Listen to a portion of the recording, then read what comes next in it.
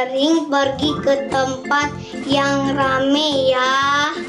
Dan selalu menjaga jarak. Setelah pergi kita harus mandi dan ganti baju ya teman-teman. Dadah, aku mandi dulu.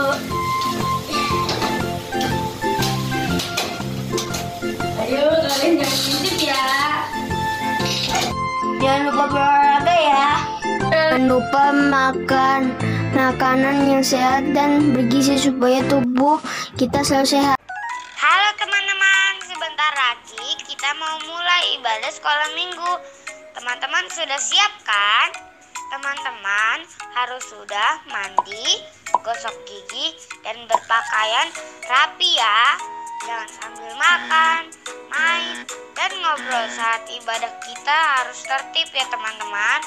Duduk yang rapi, ibadahnya jangan sambil tiduran ya. Nah, adik-adik sudah dengar kan pesan dari teman kita sebelum mulai ibadah online ini? Adik-adik tahu nggak? Tuhan Yesus itu hadir bersama kita dimanapun dan kapanpun loh. Jadi, walaupun kita ibadah online, kita harus tetap sungguh-sungguh, bersukacita, dan antusias ya adik-adik.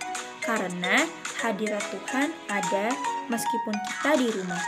Siapkan hati kita untuk ikut ibadah dari awal sampai akhir ya adik-adik.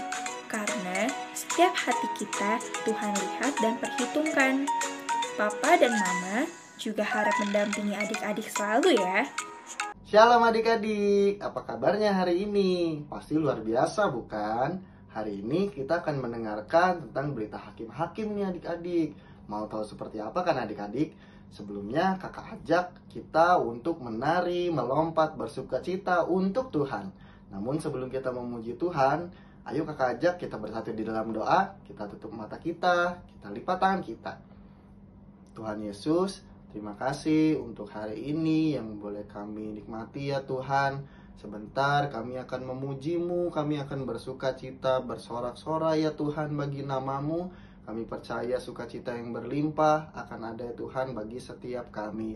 Terima kasih Tuhan Yesus. Dalam nama Tuhan Yesus kami telah berdoa dan mengucap syukur. Haleluya. Amin.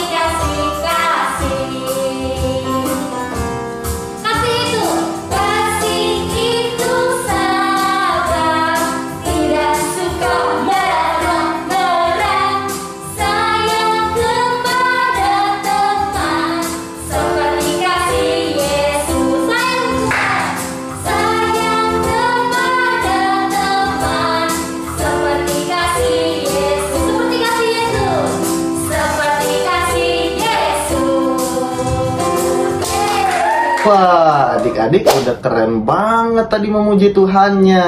Nah, biar kita makin semangat lagi, yuk kita yel-yel dulu adik-adik.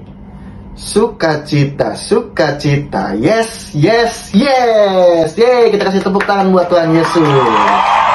Oke adik-adik, sebelum kita masuk lebih dalam lagi untuk mendengarkan firman Tuhan, kakak mau ajak adik-adik untuk menyembah Tuhan.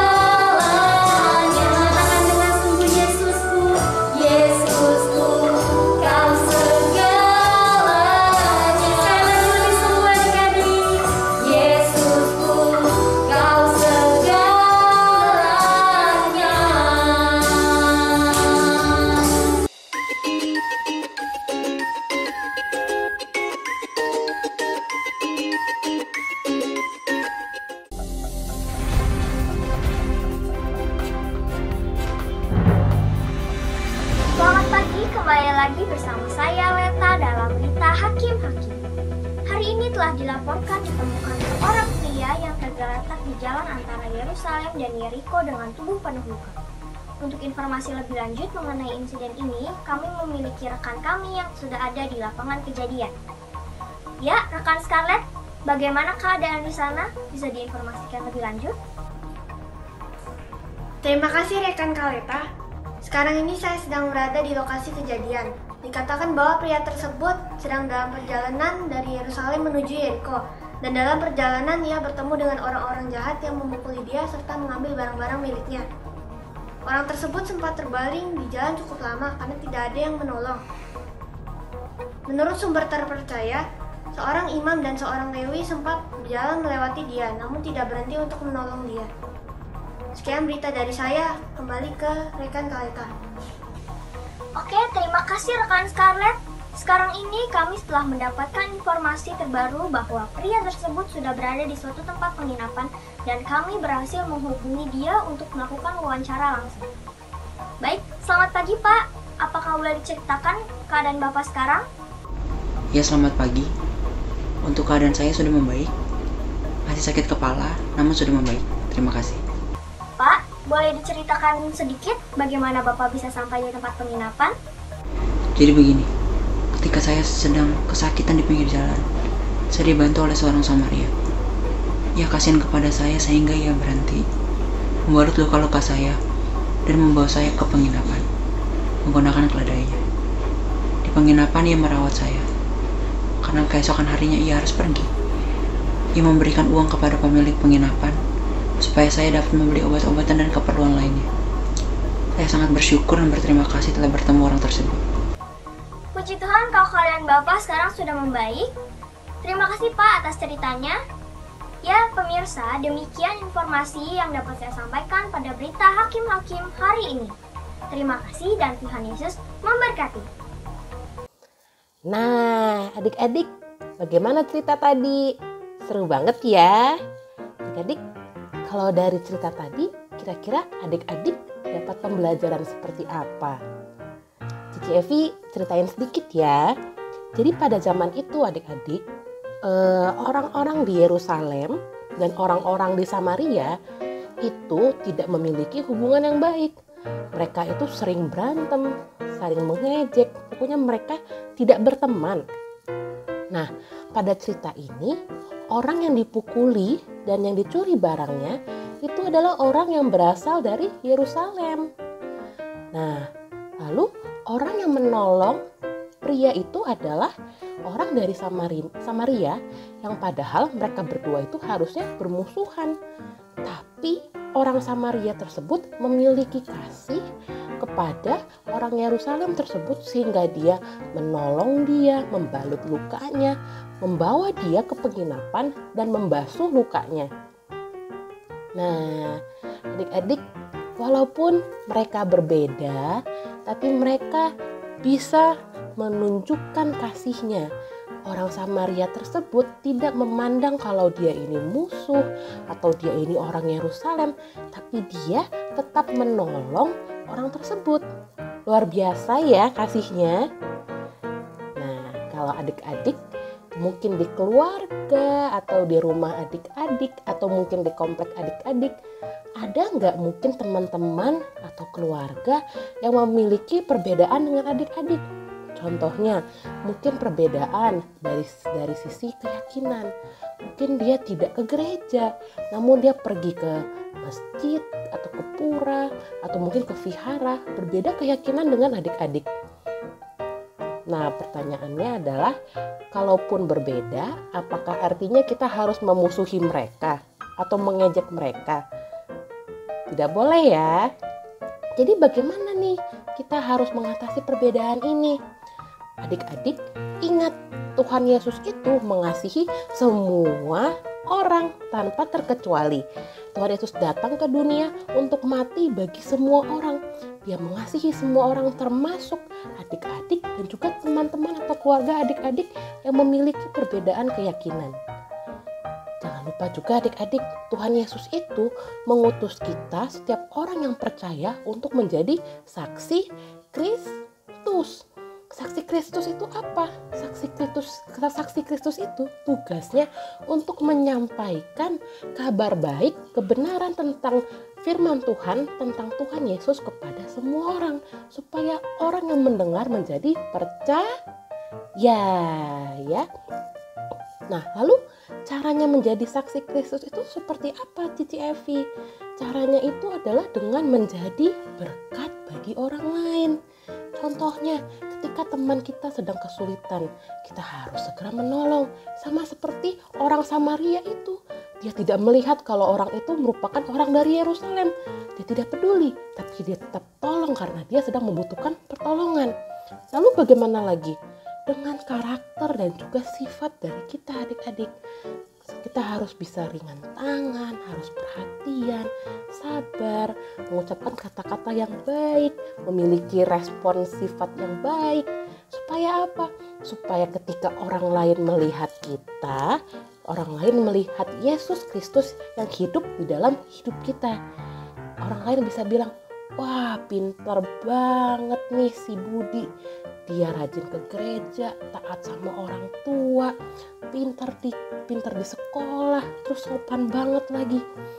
Orang lain melihat kalau ada karakter Kristus di dalam hidup kita semua adik-adik. Adik-adik, kita sama-sama buka yuk di Matius 22 ayat 39. Ini adalah hukum kasih yang kedua, yaitu kasihilah sesamamu manusia seperti dirimu sendiri.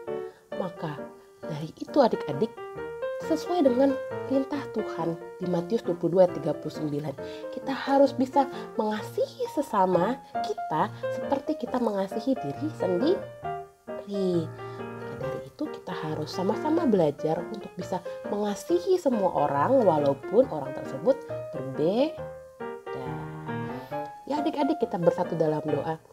Tuhan Yesus, terima kasih untuk firman-Mu hari ini yang mengingatkan kepada kami kalau kami ini adalah saksi-saksi-Mu di dunia ini. Tuhan Yesus, kami berdoa untuk teman-teman kami, untuk keluarga kami, mungkin bu guru kami di sekolah Tuhan yang belum pernah mendengar tentang firman Tuhan, tentang Yesus Kristus. Biarlah Tuhan Yesus, Kau yang menjadikan kami menjadi saksi-Mu Tuhan di mana kami berada. Biarlah Tuhan Yesus, pertobatan dapat terjadi Tuhan Yesus, dan biarlah Kau berikan keberanian atas kami semua untuk bisa menyampaikan kebenaran firman-Mu. Tuhan Yesus, Kau juga yang mengajari kami untuk bisa menjadi saksi-Mu.